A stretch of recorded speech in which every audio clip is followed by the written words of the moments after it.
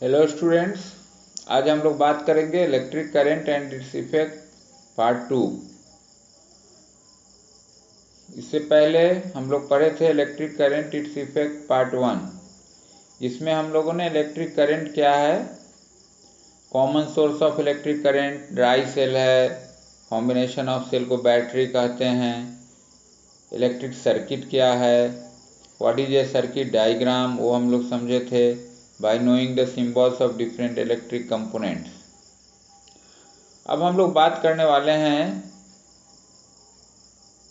Effect of electric current के बारे में कि what is the effect of electric current. तो there are two effect of electric current. First is heating effect and second is magnetic effect. जब electric current किसी conductor से flow होता है तो दो तरह का इफेक्ट पैदा होता है। एक को हम लोग बोलते हैं हीटिंग इफेक्ट और दूसरे को बोलते हैं मैग्नेटिक इफेक्ट। तो आज हम लोग हीटिंग इफेक्ट के बारे में पढ़ेंगे। What is heating effect of electric current. Heating effect of electric current क्या है? Production of heat in an electric device due to flow of electric current is called the heating effect of electric current. अगर आपसे कोई पूछे कि what do you mean by heating effect of electric current और you define heating effect of electric current, तो आप ये लिखेंगे या कि जब किसी भी इलेक्ट्रिक डिवाइस में हीट प्रोड्यूस होता है, कैसे प्रोड्यूस होता है, क्यों प्रोड्यूस होता है, तो due to the flow of electric current. या ऐसे कह लें कि जब किसी डिवाइस के अंदर इलेक्ट्रिक करंट फ्लो होने के कारण हीट अगर जनरेट होता है, हीट पैदा हो रहा है, तो उसी को हम लोग बोलते हैं heating effect of electric current. हमने बहुत सारे डिवाइसेस को देखा है, जैसे इलेक्ट्रिक हीटर है जो खाना बनाने में यूज होता है, नॉर्मल बल्ब है जो पहले कन्वेंशनल बल्ब होता था, अभी भी कहीं कहीं यूज होता है। तो ये सब को जब आप ऑन करते हैं, या आयरन है, तो इसमें जब आप इसको इलेक्ट्रिक सप्लाई से जोड़ते हैं और ऑन करते हैं तो इनके एलिमेंट्स गर्म हो जाते हैं, रेड हॉट हो जाते हैं, and then they release heat. और ये होता क्यों है? This happens due to the heating effect of electric current. इनके एलिमेंट गर्म हो जा रहे हैं, क्यों? Due to heating effect of electric current. अब एलिमेंट की बात हुई कि एलिमेंट क्या है। केमिस्ट्री वाले में हम लोग जो एलिमेंट पढ़ते हैं वो अलग है, और यहाँ पे हीटिंग डिवाइस का एलिमेंट अलग है। इसमें कंफ्यूजन नहीं होना चाहिए। जितने भी इलेक्ट्रिकल डिवाइसेस हैं, ऑल इलेक्ट्रिकल हीटिंग डिवाइसेस, सभी हीटिंग डिवाइस जो इलेक्ट्रिकल हीटिंग डिवाइस हैं, उनके अंदर एक कॉइल ऑफ वायर होता है जिसको हम लोग एलिमेंट बोलते हैं। और when these appliance are switched on after connecting to the electric supply, जब हम इन अप्लायंसेस को इलेक्ट्रिक सप्लाई से जोड़ के स्विच ऑन कर देते हैं तो इनका एलिमेंट में इलेक्ट्रिक करंट फ्लो करता है, और हीटिंग इफेक्ट के कारण वो गर्म हो जाते हैं, और फिर उस अप्लायंस से हीट रिलीज होता है। अब ये अप्लायंस क्या है जो हीटिंग इफेक्ट को काम कराते हैं? वैसे आप देख लीजिए, इमर्सन हीटर्स, जारों में पानी गर्म करने में लोग यूज करते हैं। हॉट प्लेट्स, ये खाना बनाने के लिए यूज हो रहा है। आयरन्स, बहुत कॉमन डिवाइस है, इलेक्ट्रिक गैजेट में आता है आयरन, लगभग सभी के घरों में रहता है। गीजर्स, गर्म पानी के लिए यूज करते हैं हम लोग ठंडा में, विंटर मंथ्स में।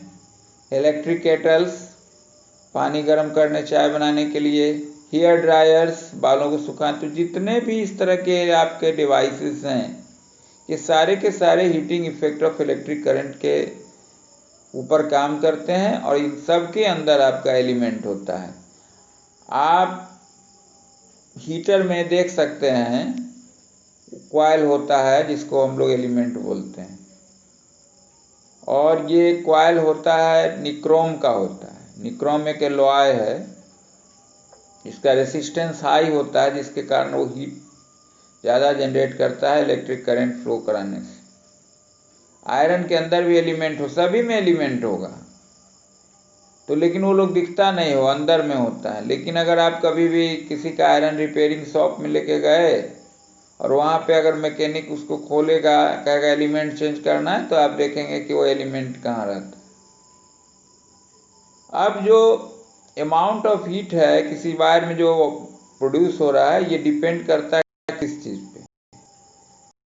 पे, मतलब नेचर ऑफ मटेरियल क्या है। जैसे हमने बात किया था अभी जस्ट नाउ की, जो एलिमेंट होता है ये सब बना होता है निक्रोम का। लेंथ कितना लंबा है वो वायर, और थिकनेस उसका क्या है, इस तीन चीज पे वो डिपेंड करता है amount of heat produced in a wire. इसलिए for different requirements wires of different materials and different length and thickness are used. तो जहाँ जैसी आवश्यकता होती है, कितना हीट प्रोड्यूस कराना है, उस हिसाब से अलग अलग मटेरियल का, अलग अलग लंबाई का और मोटाई का, थिकनेस का वायर यूज किया जाता है। तो हम समझ रहे हैं कि आपने एलिमेंट के बारे में भली भांति समझ लिया कि हीटिंग एलिमेंट क्या होता है। अब हम लोग देखेंगे, अब इससे पहले आपको मैं दिखा दूं, आप यहाँ जो डायग्राम देख पा रहे हैं लेफ्ट हैंड साइड में, ये क्या है, glowing filament of electric bulb. Electric bulb जो कन्वेंशनल बल्ब होता है उसके अंदर फिलामेंट होता है, जो आप जब स्विच ऑन करते हैं तो उससे आप देखिएगा चमक निकलता है, प्रकाश आती है, लाइट जनरेट होता है। लेकिन इसमें लाइट के साथ साथ हीट भी बहुत ज़्यादा जनरेट होता है, जिससे वेस्टेज ऑफ एनर्जी होता है। इसलिए आजकल उसकी जगह पे फ्लोरेसेंट ट्यूबलाइट, जिसको कपोलजाल की भाषा में हम लोग ट्यूबलाइट बोलते हैं, और CFL भी यूज हो रहा है। CFL आसानी से यूज इसलिए हो जाता है क्योंकि it can be use in the same holder in which we are using bulb. जिस होल्डर के अंदर आप नॉर्मल बल्ब यूज करते हैं उसी में आप CFL यूज कर लेंगे।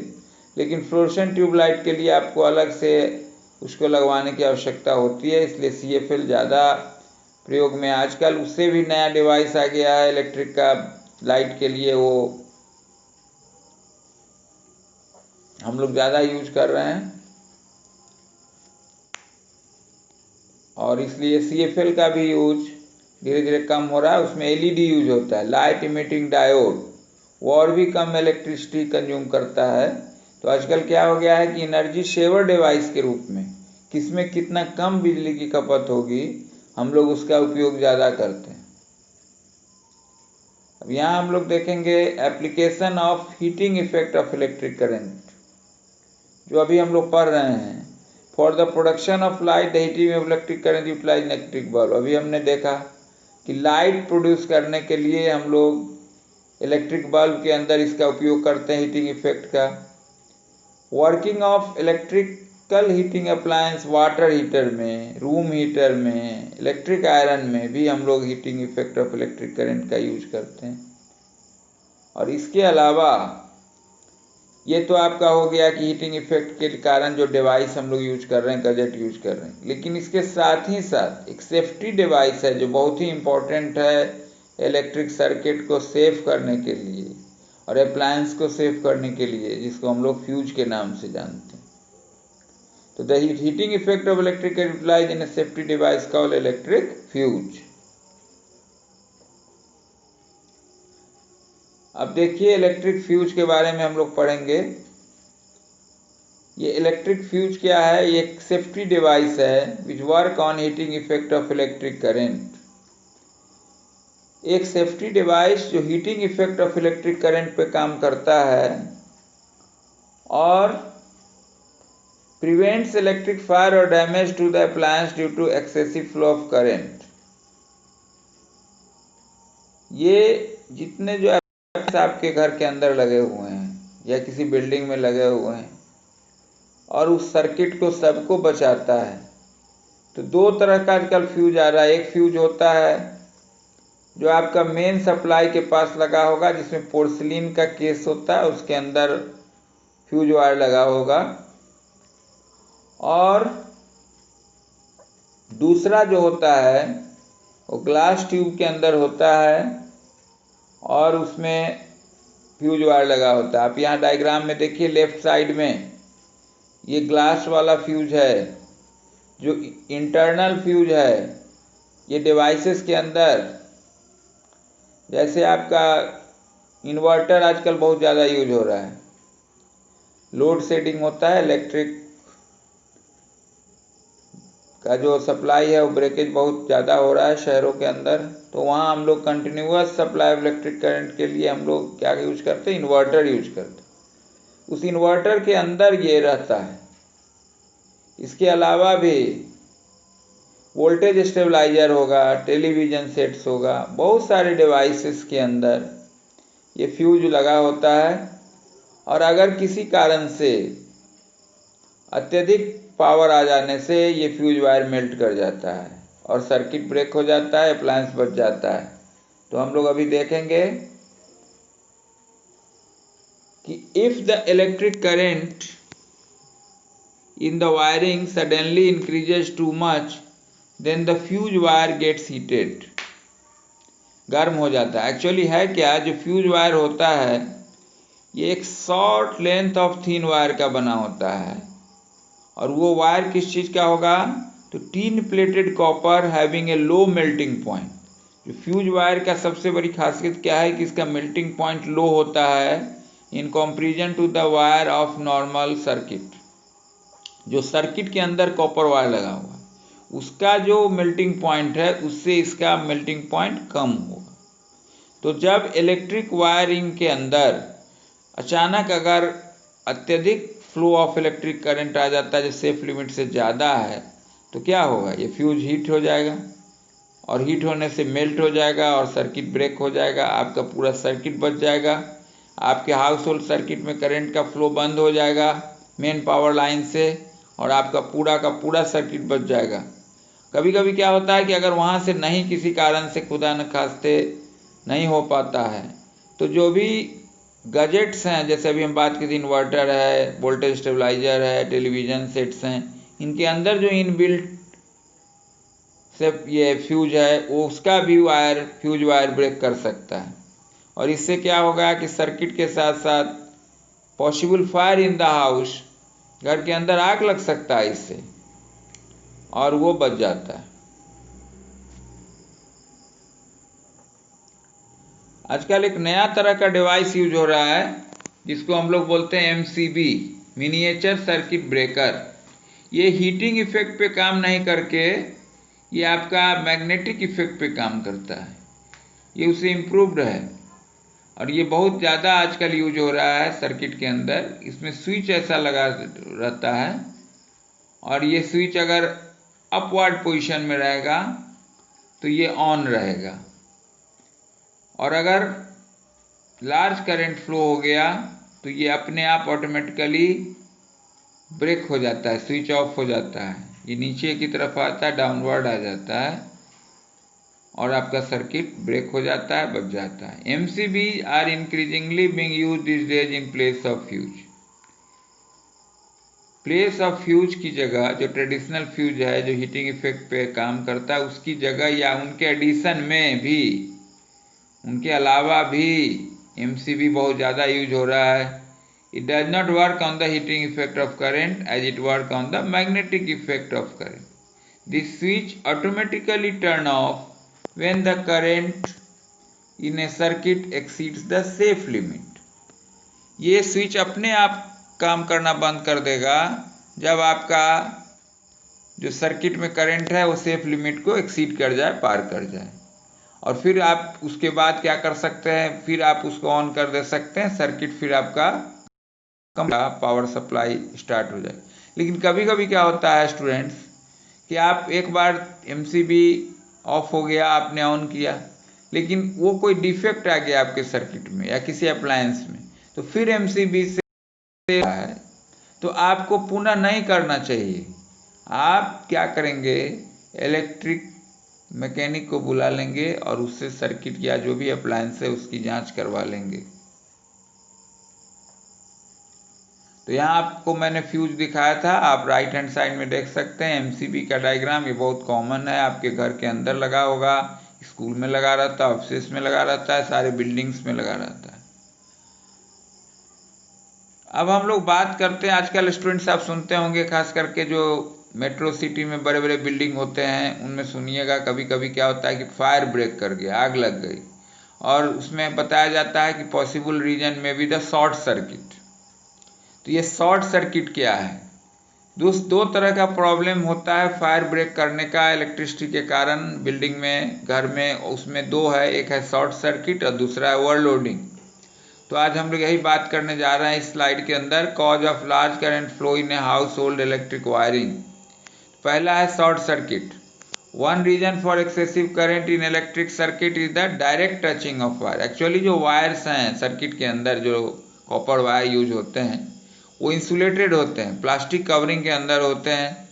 पुराना हो जाने से वियर एंड टियर हो जाता है, या कभी कभी बार बार अगर आप लोअर लोडिंग दे रहे हैं उसके अंदर, वो गर्म हो रहा है वायर अच्छी क्वालिटी का नहीं है तब भी गर्म होगा। तो धीरे धीरे जो इंसुलेशन है उसका वो मेल्ट कर जाता है या ब्रेक कर जाता है।